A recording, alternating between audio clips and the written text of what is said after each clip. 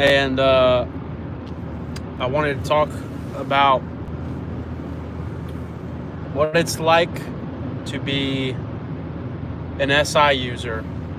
Kind of doing a video on like inside the mind of a type video, and I thought I would just kind of spurg out on inside the mind of an SI lead, for example. So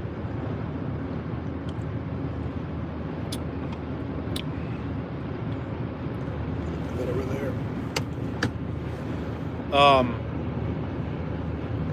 So what is an SI user about? I guess the first thing that I could talk about is a brief explanation of SI. SI is a information metabolism element that deals with concrete reality, things that you can viscerally interact with, physically interact with, and it is a perceiving element, if you will. And it's basically making perceptions about internal sensory experiences, basically.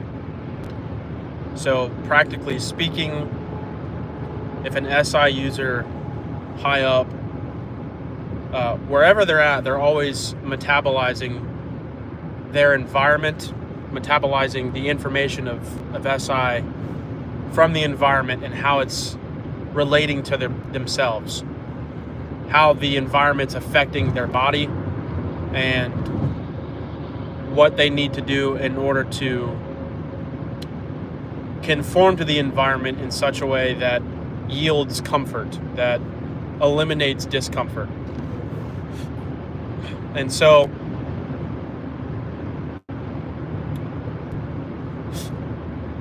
they are, SI can also manifest as an awareness of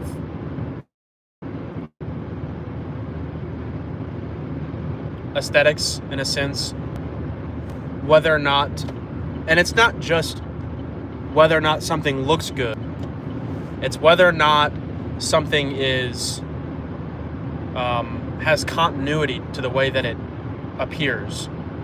Are there harsh edges? Are there kind of distracting shapes in this design, on this wallpaper, on this piece of clothing, so on and so forth?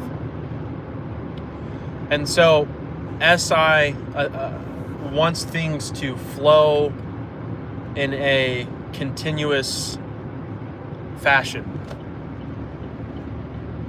And that's the way that they relate to reality.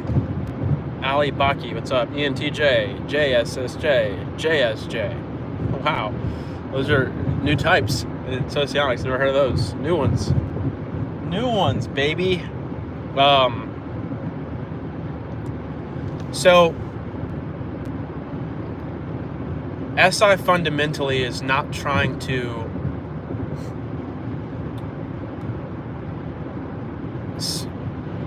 forcefully take one object in the environment and give it directives and manipulate it by force. It's not trying to push things from point A to point B. That's pretty antithetical to the nature of SI. What's up, Victoria? SI has a very adaptable and flexible relationship to static objects in their environment. And I don't mean that their way of doing the way that they express sensation is flexible. But an SI lead has stubborn sensory, because it's the lead function, and they're ignoring would also be stubborn and inert or inflexible. But what I mean by that is that Audi, huh? I don't know what that means.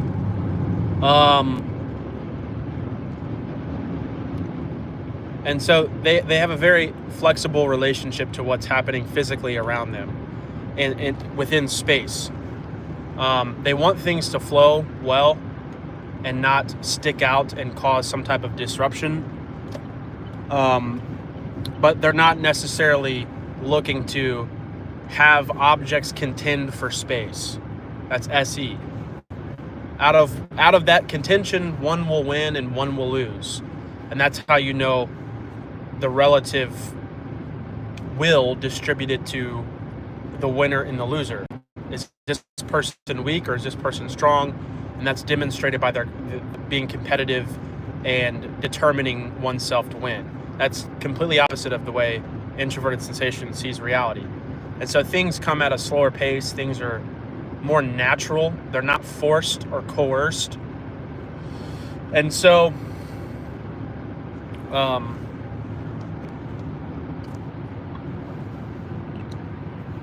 it makes sense that the extroverted perceiving element that's connected to SI would be extrovert intuition. Because when you allow things to be at rest and you allow things to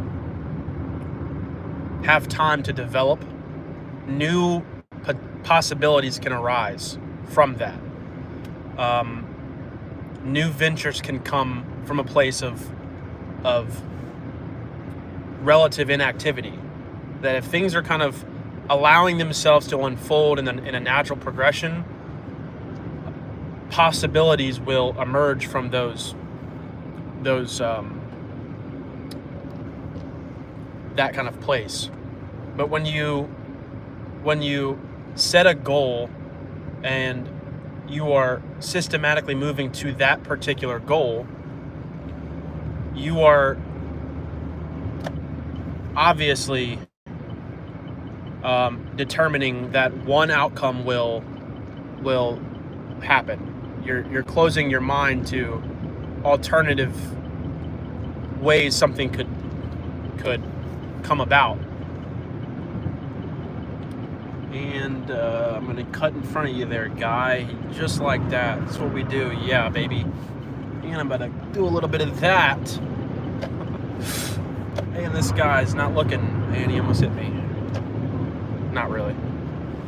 So, but SC in contrast to SI and NE, so SE and NI in contrast to SI and NE, is not really wanting things to rest. It's wanting to move towards whatever goal that they're pursuing, and they're going to do that. And I'm obviously speaking of this in the SE lead sense. Can you guys still hear me? Hopefully you can hear me. I know the wind's pretty windy, so probably sounds like I'm in a vacuum or something. I'll hold it close to my face, so hopefully you can hear me better. But SE is pushing for one outcome, and that outcome is I win or I don't. I acquire or I lose. I possess or I lose. It's as simple as that, and they will continue pushing forward until they actually overcome that thing. Come on, brother. So this is very contrast to SI. SI isn't trying to force something into reality. SI can express itself in a variety of different ways once you combine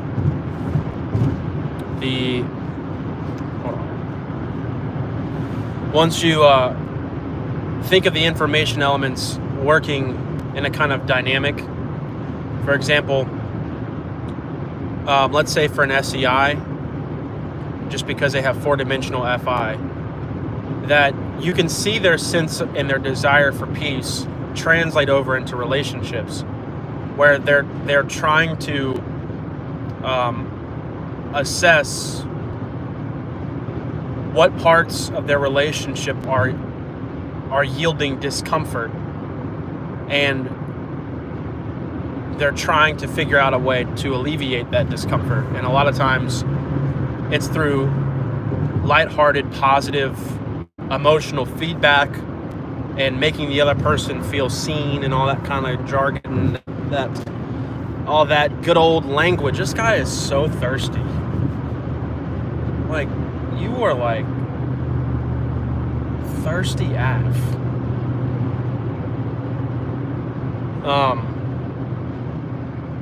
And so for the SEI, if I have a rocky relationship, I intuitively understand why the relationship isn't going the way I planned it, because I have 4-dimensional FI. And I also understand, and I can see that the person, when I'm talking to them, shows in their body language that they're not very comfortable. And so the SEI would probably try to be aware of their tone. Like, an SEI is not going to have a harsh tone. That's just not what SI and FE create, unless you really piss them off. Obviously, of course, anybody can become belligerent and nasty verbally when they're mad. But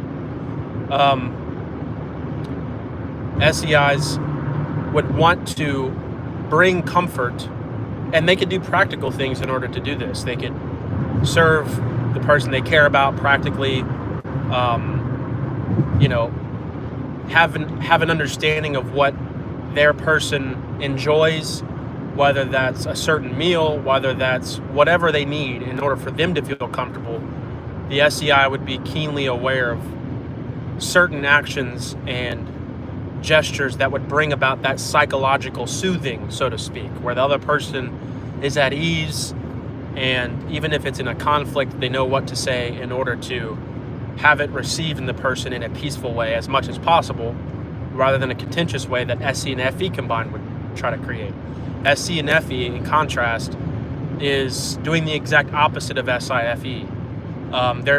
For them to feel like the relationship, or it's more so the interaction, and I do this because they're not really paying attention to the relationship per se. Now, it depends on how strong FI is, but generally speaking, SE-FE wants to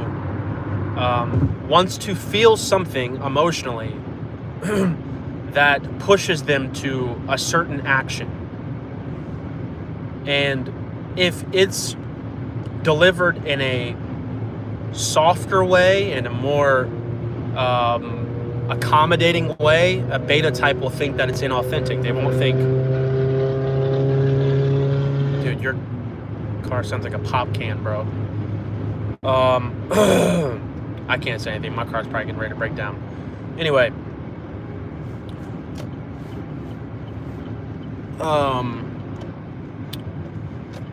But for the, and I'm talking as if I'm talking about the extroverts, basically, because it's more typified in them. But for the beta extroverts, you can see a clear difference because they value SE, FE, and obviously the other functions as well. It's a little bit different, whatever. But they want to have a kind of emotional reaction and confrontation that clearly displays what they're feeling in the moment, and they're not caring about niceties. They're like, this is what I'm feeling, and so I'm going to put it out there in the external world and conflict with you about it because it's not coming off in the most palatable way. But that's real. They're not considering how the emotions, FE, is being translated into someone's person and their body. They're not thinking that, is this causing discomfort? For a beta type, they would rather it cause discomfort because that's more real. You can test to see the authenticity of something when it's put under pressure. Will it stand or will it fold? Basically, that's a very common beta mentality. And so that's why alpha SF specifically, and beta extroverts, like I said, SLE and EIE, they don't really jive well in the same group at all. The FE will be out in the open, and it can be there, but there's a point at which the beta extroverts become a little bit too combative, and a little bit too provocative. And alpha SFs would be like, yeah, they're cool, but they just start stuff too much. It's not very comfortable, right? Can you guys hear me? Hopefully I'm not talking out in the ether and no one can hear me. That'd be very funny. I've done that numerous times, actually. So it would not be a new situation. It would not be a new situation. Yeah.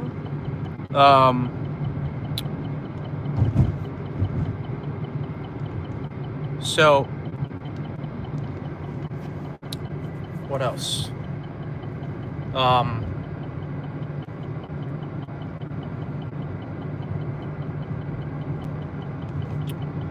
What else? Do a little bit of that, a little bit of that, a little bit of that.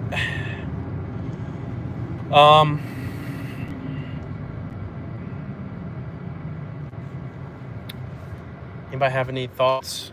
Kind of running out of steam here. I'm trying to think of other ways. And it always helps when you bring in other types to kind of contrast the type that's in discussion, because it helps you see how other types do sensation, how other types do ethics, whatever the case is, and how it looks hugely different. Now this is kind of bent more towards SEI, but it's still, because I was talking about the ethical types, but it's still SI, and it's obviously, like, in terms of the aesthetic appeal of something, and SLI could care less. I mean, they actually do have a sense of aesthetics, but I've noticed that it comes down to the aesthetics in relation to the function of a thing. So, for example, an SLI could build a pretty nice bookshelf or whatever, but because they're delta types, there's like a desire for functionality and it being done in the right way. Like it's kind of interesting, because they are adaptable in the sense that they can use different methods to solve problems, and they're not like they're not valuing TI. They don't have one principle by which they do all of their tasks in work, or whatever the case is, or solve problems. But there is an interesting sense of, if you're going to do something, do it well. And so I've noticed with SLIs where, like, for example, what I was talking about before, if they're building a bookshelf, it's not just that it's functional. It's like, yes, but I want it to look good. Like, I want there to be continuity to it, and not that it's functional, but that I actually put the stain on it, and it's good quality. And I think that kind of emerges out of the TE, and obviously you hear like remnants of SI too, but the kind of working on a project and making minor improvements from one project to the next, and learning as you go. And out of that comes the idea of, okay, well, I'm going to go all the way now that I have all the tools necessary and the knowledge and experience in order to do this the right way. Now I'm not going to cut corners. I'm going to take my time, which is the SI in a sense, in the sense of, yeah, you kind of get my point. People be like, oh, I thought SI wasn't about time. It's like, okay, you get what I'm saying. Things are organically evolving. That is, in a sense, NI, depending on how you define, how you use that analogy, whatever. But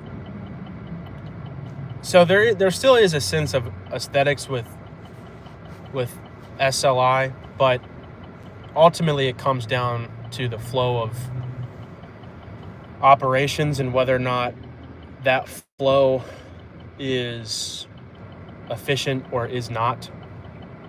And that's basically, in their mind, how they determine the flow of something. With SLIs, they're not very colorful, like where SEI will have a little bit more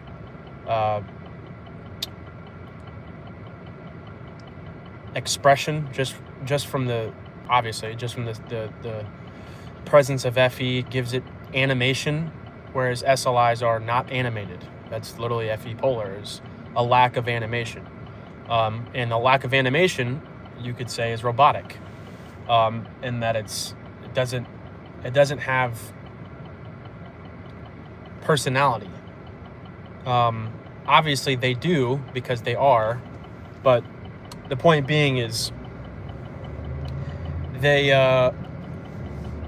kind of do functions, input outputs, and that can either be smooth or it can be not smooth in their minds. Like, this can either be effective or it cannot be, and that's kind of how they solve problems in general.